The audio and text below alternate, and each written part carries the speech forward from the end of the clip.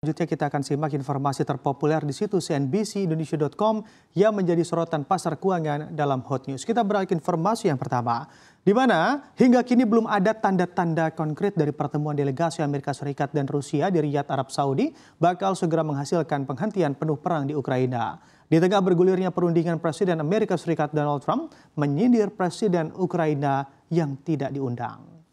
Trump tidak menunjukkan kesabaran terhadap keberatan Ukraina karena dikecualikan dari perundingan di Arab Saudi. Dirinya berulang kali mengatakan bahwa para pemimpin Ukraina seharusnya tidak pernah membiarkan konflik dimulai, yang mengindikasikan bahwa Kiev seharusnya bersedia memberikan konsesi kepada Rusia sebelum mengirim pasukan ke Ukraina pada tahun 2022.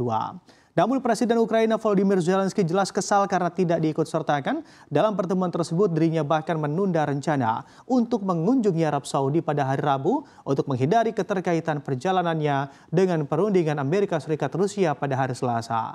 Adapun pertemuan ini dilakukan saat hubungan antara Washington dan Moskow memanas lantaran serangan Rusia ke wilayah tetangganya Ukraina, di mana Amerika Serikat mendukung Kiev dalam perang tersebut. Dalam pertemuan di Riyadh, Rusia dipimpin langsung oleh Menteri Luar Negeri Sergei Lavrov dan penasihat utama kebijakan luar negeri Yuri Ushakov. Di sisi lain, Amerika Serikat diwakili Menteri Luar Negeri Marco Rubio dan penasihat keamanan nasional Amerika Serikat Mike Waltz.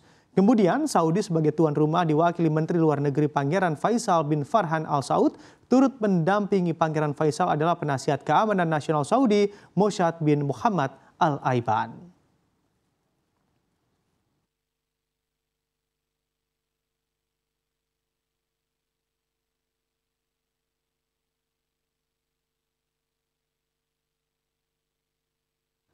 Kita beralih ke informasi terpopuler selanjutnya yang juga menjadi sorotan dari pasar keuangan. Bank Sentral Amerika Serikat, The Federal Reserve, menyatakan pihaknya perlu memastikan penurunan inflasi lebih tajam sebelum menurunkan suku bunga lebih lanjut. Hal ini disampaikan The Fed dalam risalah rapat kebijakan moneternya yang dirilis pada Rabu waktu Amerika atau Kamis dini hari waktu Indonesia. Dalam risalah tersebut, The Fed juga mengungkapkan kekhawatiran tentang dampak tarif Presiden Donald Trump yang dapat mempengaruhi target pencapaian inflasi tersebut. Di rapat kebijakan moneter bulan Januari, anggota Dewan Gubernur The Fed sepakat secara bulat untuk mempertahankan suku bunga di level 4,25% hingga 4,5% setelah sebelumnya melakukan 3 kali pemangkasan berturut-turut.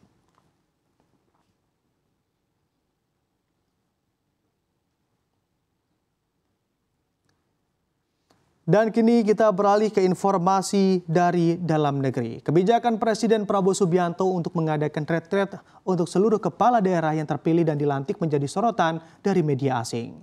Misalnya dari AFP yang bahkan menyoroti retret para kepala daerah ini dalam artikel berjudul Glamping Retreat for Indonesia Leaders Spark Criticism as Cuts Bite. Dalam pemberitaannya, jurnalis AFP menyatakan kalau acara pembekalan ini diikuti lebih dari 500 wali kota, gubernur, dan juga bupati.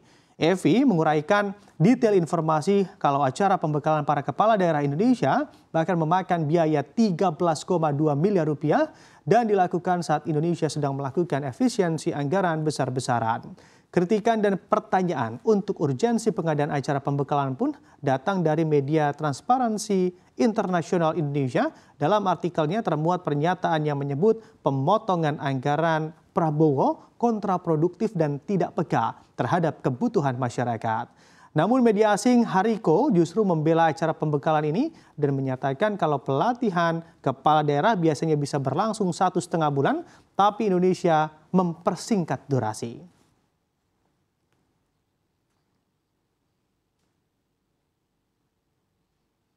Kita bergeser ke informasi terpopuler yang terakhir. Kementerian Perindustrian memastikan pabrik elektronik dan peralatan rumah tangga PT Sanken Indonesia yang berlokasi di kawasan industri MM 2100 Cikarang akan menghentikan produksinya pada Juni 2025. Direktur Jenderal Industri Logam Mesin Alat Transportasi dan Elektronika atau ILBET, Kementerian Perindustrian Setia Diarta menjelaskan saat ini dirinya masih meminta kejelasan terkait alasan tutup pabrik Sanken.